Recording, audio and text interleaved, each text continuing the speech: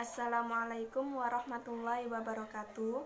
Perkenalkan, nama saya Nur Khalifah dari PGMI semester 2, Universitas Pesantren Tinggi Darul Ulum Jombang. Di sini, saya akan meresum tentang dampak-dampak korupsi yang telah dijelaskan oleh kelompok 3. Dampak-dampak korupsi. Dampak-dampak korupsi itu ada 7.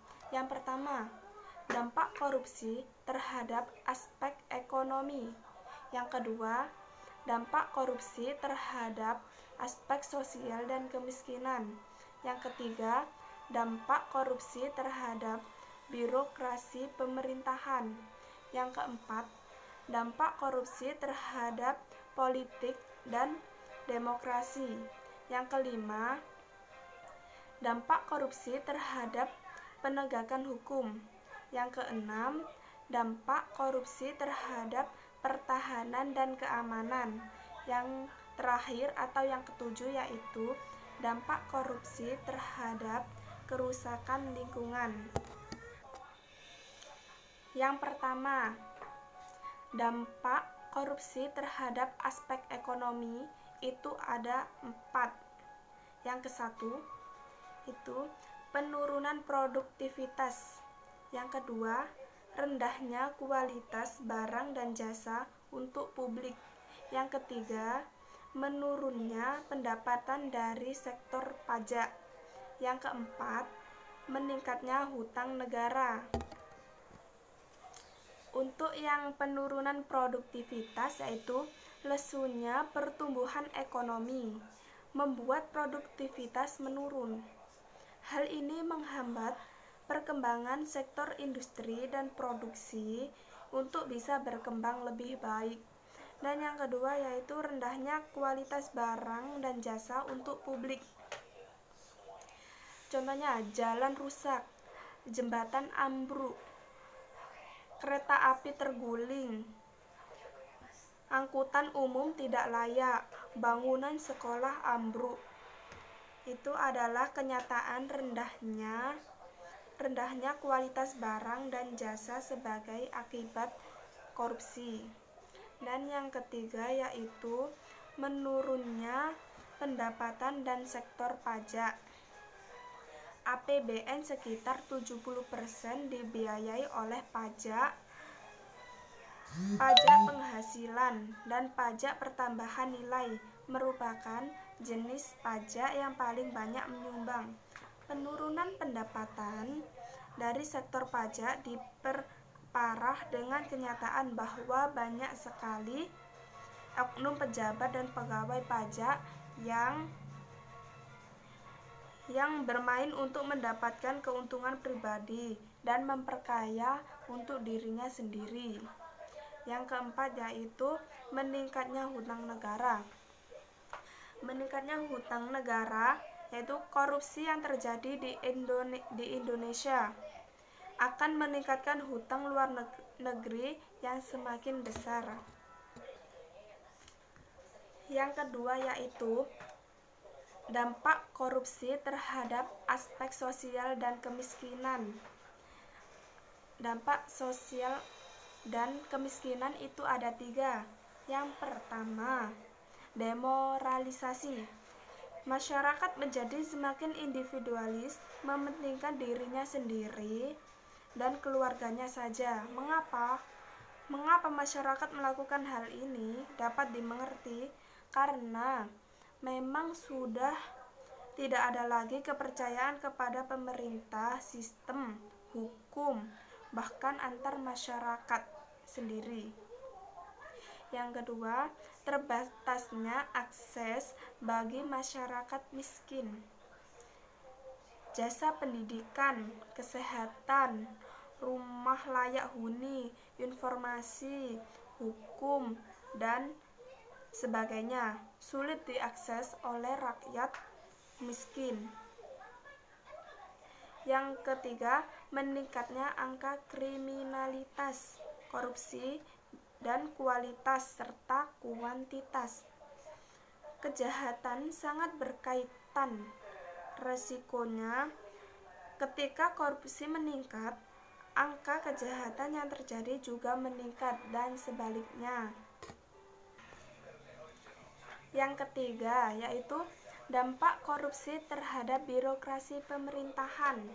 Itu ada dua, runtuhnya otoritas pemerintahan dan matinya etika sosial politik. Yaitu runtuhnya otoritas pemerintahan. Melindungi seseorang koruptor dengan kekuatan politik adalah salah satu indikasi besar runtuhnya etika sosial dan politik. Yang kedua, matinya etika sosial politik. Aparat hukum yang semestinya menyelesaikan masalah dengan adil dan tanpa adanya unsur pemihakan, seringkali harus mengalahkan integritasnya dengan menerima suap, iming-iming, gratifikasi, atau apapun untuk memberikan kemenangan. Yang keempat yaitu dampak korupsi terhadap politik dan demokrasi. Itu ada tiga. Yang pertama, menguatnya plutorasi. Plutorasi merupakan suatu sistem pemerintahan yang mendasarkan suatu kekuasaan atas dasar kekayaan yang mereka miliki. Itu plutorasi. Yang kedua, hancurnya kedaulatan rakyat. Seharusnya kedaulatan ada di tangan rakyat. Namun yang terjadi sekarang ini adalah kedaulatan ada di tangan partai politik karena anggapan bahwa partailah bentuk representasi rakyat. Dan yang ketiga, hilangnya kepercayaan rakyat terhadap demokrasi.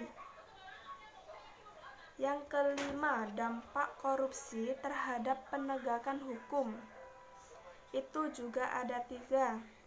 Yang pertama, korupsi menghambat negara melakukan pemerataan akses dan aset. Yang kedua, korupsi juga memperlemah peran pemerintah dalam menjaga stabilitas ekonomi dan politik. Yang ketiga, hilangnya kepercayaan rakyat terhadap lembaga negara. Dampak korupsi yang keenam yaitu dampak korupsi terhadap pertahanan dan keamanan. Itu ada dua. Yang pertama, lemahnya garis batas negara. Nelayan asing dari Malaysia, Vietnam, Thailand seringkali melanggar zona ekonomi eksklusif Indonesia dan menggeruk kekayaan laut yang ada di dalamnya. Yang kedua, menguatnya sisi kekerasan dalam masyarakat.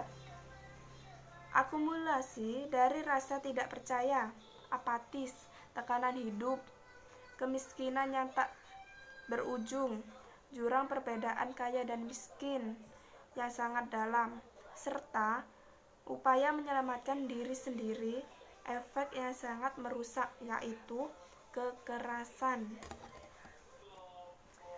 Dan yang ketujuh yaitu dampak korupsi terhadap kerusakan lingkungan. Itu juga ada dua. Yang pertama, menurunnya kualitas lingkungan. Akibat yang dihasilkan oleh perusakan alam ini sangat merugikan, khususnya bagi kualitas lingkungan itu sendiri. Dari kasus illegal logging saja disinyalir kerugian negara yang terjadi sampai 30 sampai 42 triliun rupiah per tahun. Yang kedua, menurunnya kualitas hidup. Kerusakan hutan hujan tropis akan mengurangi persediaan oksigen, bukan hanya untuk wilayah tersebut, namun juga oksigen untuk bumi secara keseluruhan.